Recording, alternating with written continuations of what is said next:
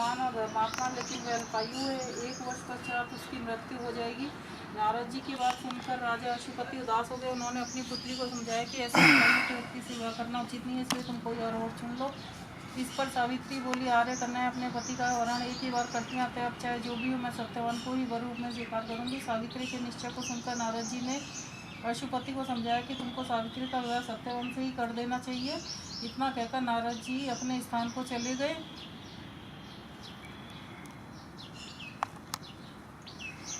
राजा अशुपति विवाह का समस्त सामान और कन्या को लेकर वृद्ध सचिव सहित उसी वन में गए जहाँ राशि से नष्ट अपनी रानी और राजकुमार सहित एक वृक्ष के नीचे धूमतसेन रहते थे। अंततः वो गतवा विधि विधान पूर्वक सावित्री और सत्यवान का विवाह संपन्न हो गया। वन में रहते हुए सावित्री अपने सास ससुर की खूब सेवा करने लगी। समय व्यतीत होता गया, लेकिन सावित्री नारद जी की भविष्यवाणी को ध्यान में रखते हुए एक एक दिन गिनती जा रही थी। जब उसने पति का मरण काल समीप आते देखा, तब 3 दिन पहले से ही वह उपवास करने लगी। तीसरे दिन उसने अपने पितृदेवों की पूजा की।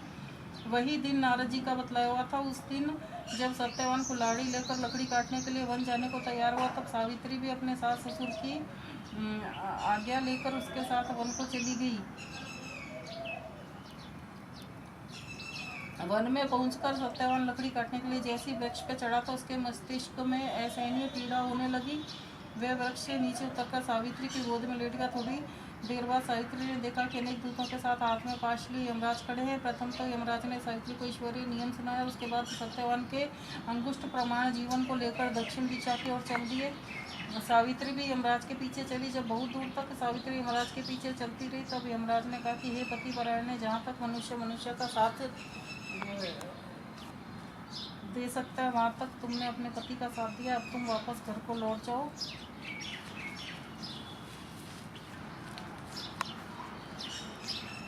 यह सुनकर सावित्री बोली, यमराज, जहाँ तक मेरे पति जाएंगे वहीं तक मुझे जाना चाहिए, यही सनातन सत्य है। यमराज ने सावित्री की धर्मपरायण वाणी सुनकर वर मांगने को कहा। यमराज की बात सुनकर सावित्री ने वर मांगा कि मेरे सास ससुर अंधे, उन्हें दिव्य ज्योति दे। यमराज ने तथास्तु कहकर उसे लौट जाने को कहा, लेकिन सावित्री उनके पीछे चलते हुए बोली, भगवान, जहाँ मेरे पति देव जाते हैं वहाँ उनके पीछे चलने में मुझे कोई श्रम या कष्ट नहीं हो सकता। एक पति परायण होना मेरा कर्तव्य है। दूसरे, आप धर्मराज हैं, अतः सत्य पुरुषों का समागम भी थोड़े पुण्य का बल नहीं है। सावित्री के ऐसे धर्म एवं श्रद्धायुक्त वचन सुनकर सत्य यमराज ने पुनः वर मांगने को कहा।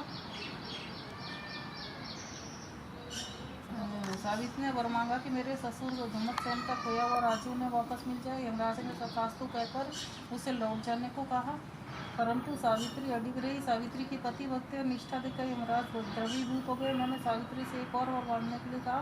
तब सावित्री ने वर मांगते हुए कहा, मैं सत्यवान के 100 पुत्रों की माँ बनना चाहती हूँ, कृपा कर आप मुझे यह वरदान दें। इस